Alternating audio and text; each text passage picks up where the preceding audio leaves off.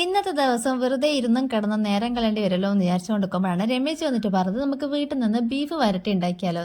അപ്പം ഞാൻ ഉണ്ടാക്കുന്ന രീതിയും രമേശ് ഉണ്ടാക്കുന്ന രീതിയും രണ്ടും വ്യത്യസ്തമായതുകൊണ്ട് അവൾ ഉണ്ടാക്കുന്ന രീതി എങ്ങനെയാണെന്നുള്ളതെന്ന് വീഡിയോ എടുത്ത് നോക്കാമെന്ന് വിചാരിച്ചോട്ടാ. അപ്പം അങ്ങനെ എടുത്തൊരു വീഡിയോ ഇത്.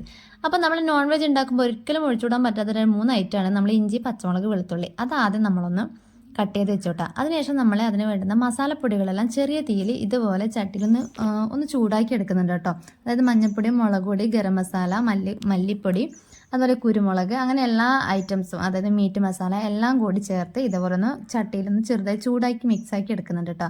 അതിനുശേഷം കുക്കറിലേക്ക് നമ്മൾ കഴുകി വെച്ച ബീഫും അതിലേക്ക് വെളുത്തുള്ളി, ഇഞ്ചി പേസ്റ്റ്, പിന്നെ നമ്മുടെ ഉള്ളി, തക്കാളി, പിന്നെ നമ്മൾ വാട്ടി വെച്ച ആ ഒരു മസാലപ്പൊടിയും ചേർത്ത് കൈവച്ച് നന്നായി ഒന്ന് മിക്സാക്കി കൊടുക്കുന്നുണ്ട് കേട്ടോ. കൈവച്ച് തന്നെയാണ് ഇത് മിക്സാക്കി കൊടുക്കണത്.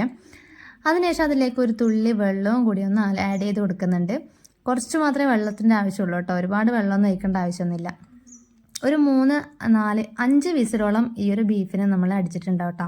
കുക്കറിൽ ഒരു 5 വിസിൽ അടിച്ചതിന് ശേഷം ആ ഒരു ടൈമിൽ നമ്മളെ കുഞ്ഞിപ്പെണ്ണിനെ ഒന്ന് നോക്കാൻ പോയതാണ് കേട്ടോ ഞാൻ. അതിനുശേഷം നമ്മുടെ ചട്ടിയിലേക്ക് ഇതുപോലെ കുറച്ച് വെളിച്ചെണ്ണ ഒഴിച്ച് കൊടുത്തിട്ട് ഉള്ളി ഇങ്ങനെ എന്താ പറയുക ചതുര കഷ്ണങ്ങളായിട്ട് അരിഞ്ഞ് വെക്കൂലേ, ആ ഒരു ടൈപ്പിൽ ഉള്ളി ഇതുപോലെ ഒന്ന് അരിഞ്ഞ് അതിലേക്ക് പച്ചമുളക് കീറിയതും കൂടി ആഡ് ചെയ്ത് ജസ്റ്റ് ഒന്ന് വാട്ടിയെടുക്കുന്നുണ്ട് കേട്ടോ. പച്ചമുളക് നമ്മൾ ആദ്യം ആഡ് ചെയ്തിട്ടില്ല കേട്ടോ, ഇപ്പോഴാണ് ആഡ് ചെയ്തത്. അപ്പോൾ ഇതേപോലെ ഉള്ളിയും പച്ചമുളകും കൂടി ഒന്ന് വാട്ടിയെടുത്ത് അത് വേറൊരു പാത്രത്തിലോട്ടൊന്ന് മാറ്റി വെച്ചു.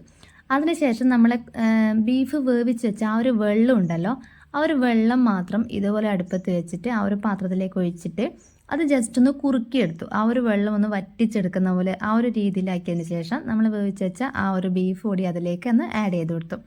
അതിലേക്ക് വീണ്ടും നമ്മൾ കുറച്ച് കുരുമുളക് പൊടിയും പിന്നെ ഗരം മസാലയും, നമുക്ക് കുറച്ച് മസാലപ്പൊടിയുള്ള ആവശ്യങ്ങളുണ്ടെങ്കിൽ നമുക്കതൊന്ന് ആ സമയത്തൊന്ന് ചേർത്ത് കൊടുക്കാം കേട്ടോ. ഉപ്പൊക്കെ പാകത്തിന് ആ ടൈമിലൊന്ന് ചേർത്ത് കൊടുക്കാം. അതിനുശേഷം നമ്മൾ വാട്ടി വെച്ച ആ ഒരു നമ്മുടെ ഉള്ളിയും പച്ചമുളകും അതിലേക്കൊന്ന് ആഡ് ചെയ്ത് കൊടുത്തു കേട്ടോ. അപ്പോൾ ഇത്രയേ ഉള്ളൂ നമ്മളെ ബീഫ് കറി. അടിപൊളിയാണ്. അപ്പോൾ വീഡിയോ ഇഷ്ടപ്പെട്ടെന്ന്